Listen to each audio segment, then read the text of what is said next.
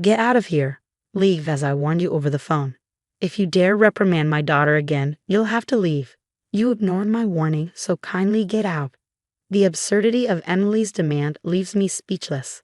Emily, my sister-in-law, stands there, her face a mask of self-righteous indignation.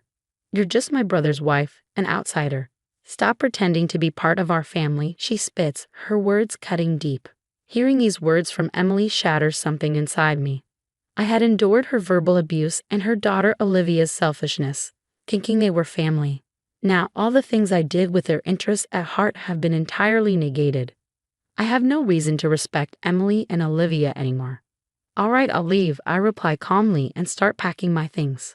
Emily and Olivia laugh heartily at my situation, but their laughter won't last long, I think, as I gather my belongings. My name is Chloe, and I live with my husband Ethan and his parents. Ethan had requested that we live with his parents once we were married. At first, I hesitated, but when I met Ethan's parents, I realized they were decent folks who respected boundaries.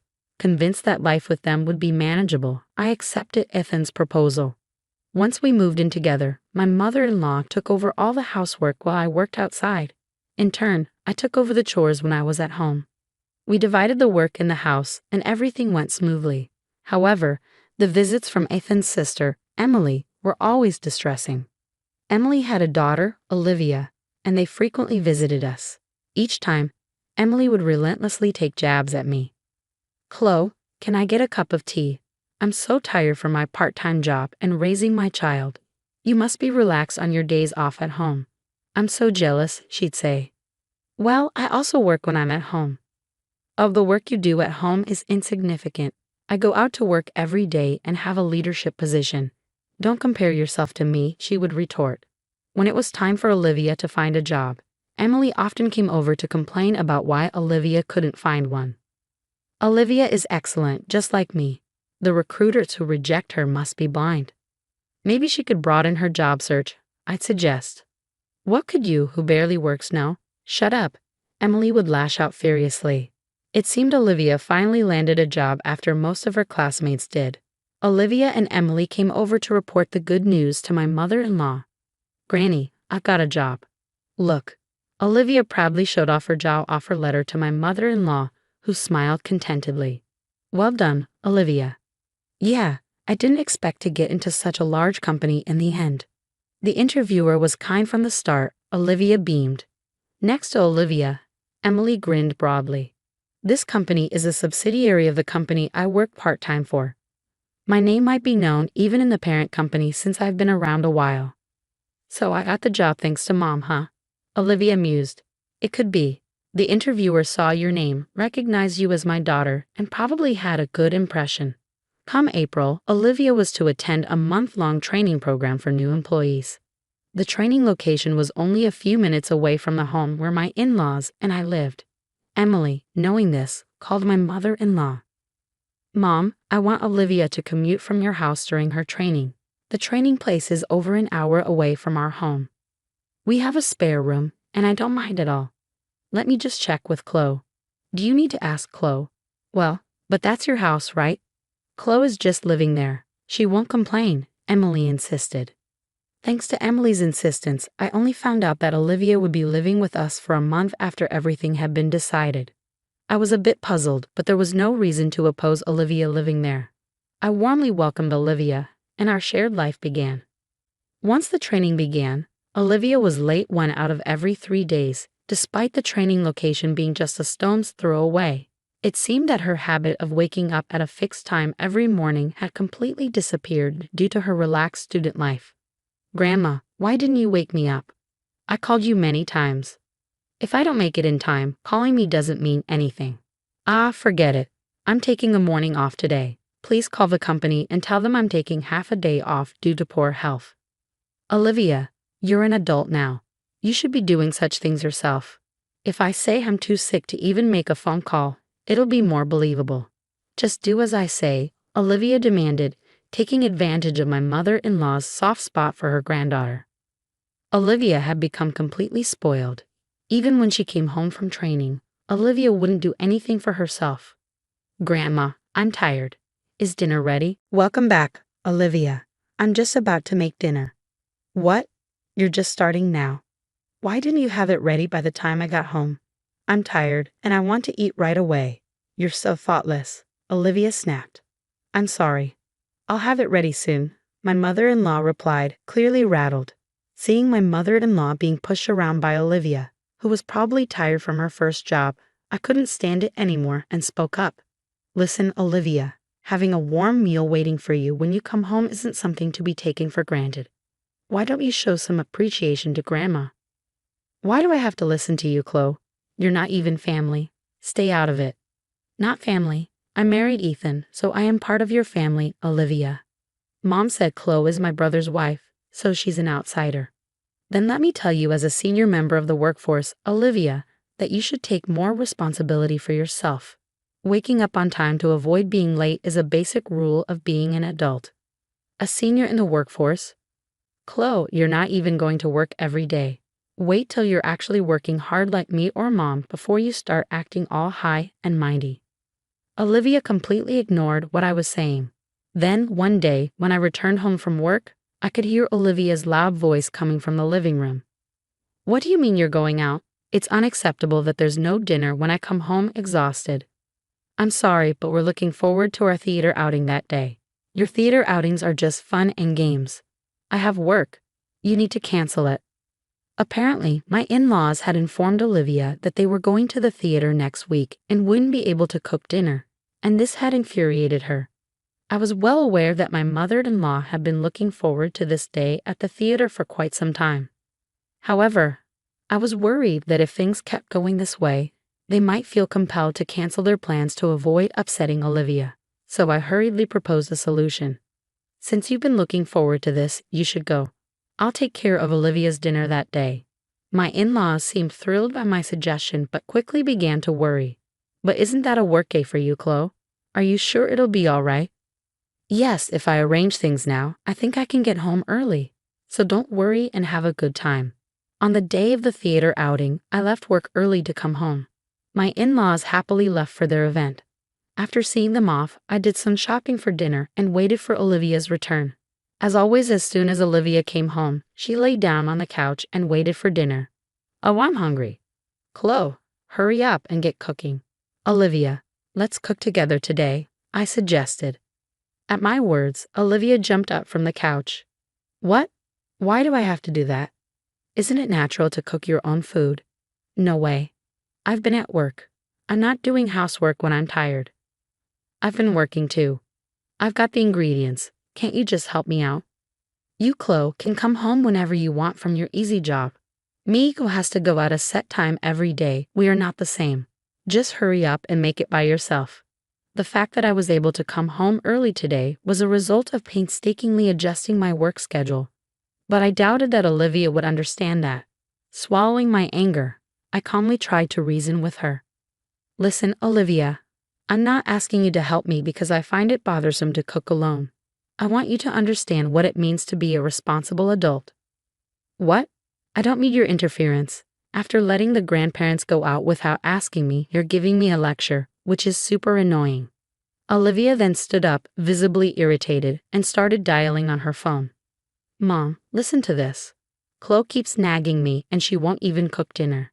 She unloaded her complaints about me to her mother, Emily, once she had said her piece. She handed me the phone with a triumphant smile. Mom wants to talk to you, Chloe. As I took the phone, Emily's angry voice blared from the other end. Listen here, who do you think you are, talking to my daughter like that?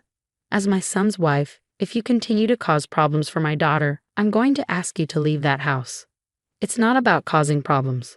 All I wanted to do was impart some sense of responsibility to Olivia as a working adult.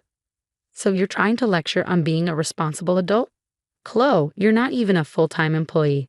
How can someone who is hardly needed by their company afford to be so cocky? How can you say I'm not needed, Emily? When you've been around as long as I have, you can tell at a glance who's capable and who's not. I've made sure to see off many a dead weight. Then, without a second thought, Emily added, just go and prepare dinner for my daughter, and hung up the phone. Olivia, sitting next to me, smirked as she looked my way. You better not oppose my mom, Chloe. There's no one at work who can even admonish her, So get to making dinner already, okay. With that, she sprawled lazily on the couch again. This mother and daughter pair, there's no reasoning with them. Left with no choice, I began to prepare the meal.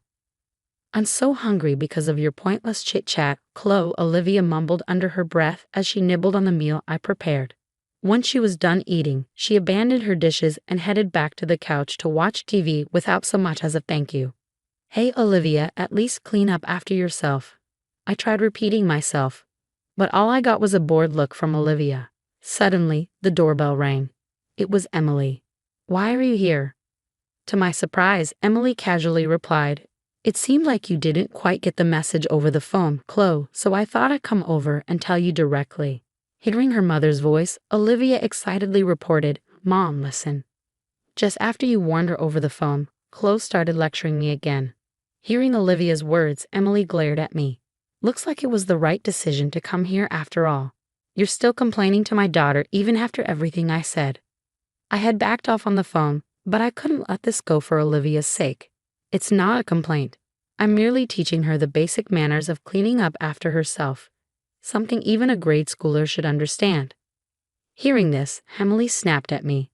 There is no need for someone like you to be telling us about manners.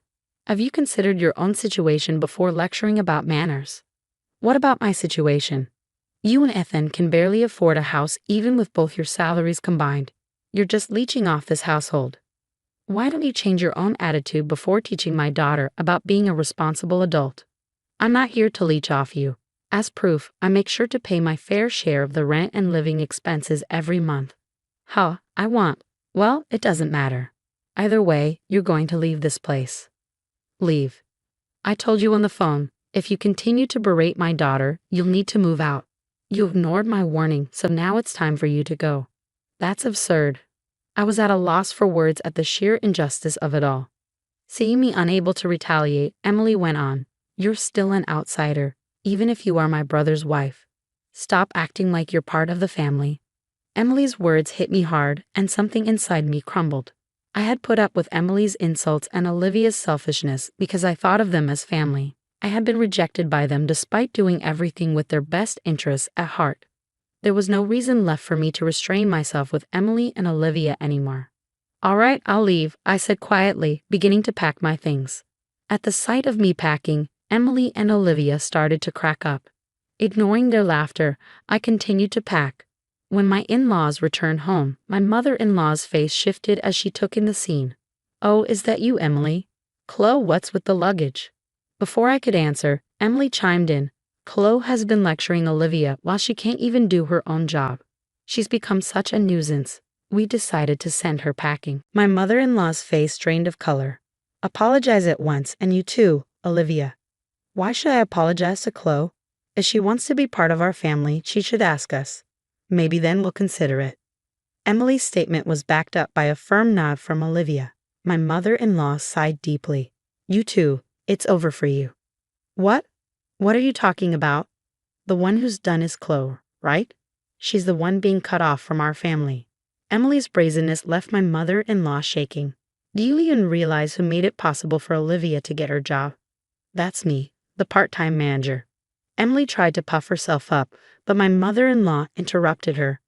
No, it's not like that at all. It's because Chloe, who's an executive at the corporate office, recommended her to human resources. Well, that's a lie. Chloe barely does anything. She's home half the week. Facing the confrontational Emily, I revealed the truth. I often attend executive meetings online, so I work from home. Then did Chloe really get Olivia her job? I really wanted Olivia to find a job on her own, but she begged me for help. Why? Why didn't you say anything? I wanted Olivia to start at the same place as everyone else, to work without any advantages. It was better for her not to know that I was an executive at her company. So did Mom and Dad know this from the beginning? I had asked your parents and Ethan to keep my position a secret, Emily. Since you always assumed I was incompetent, you never showed interest in my work, so there was no need to tell you. So you're telling me I've been disrespecting an executive at my own company this whole time? Olivia, now aware of the truth, went pale. That's right. Thanks to my concealed identity, I got to learn a lot about how new employees like to fake illness and such. Please don't tell anyone about this, Olivia pleaded desperately.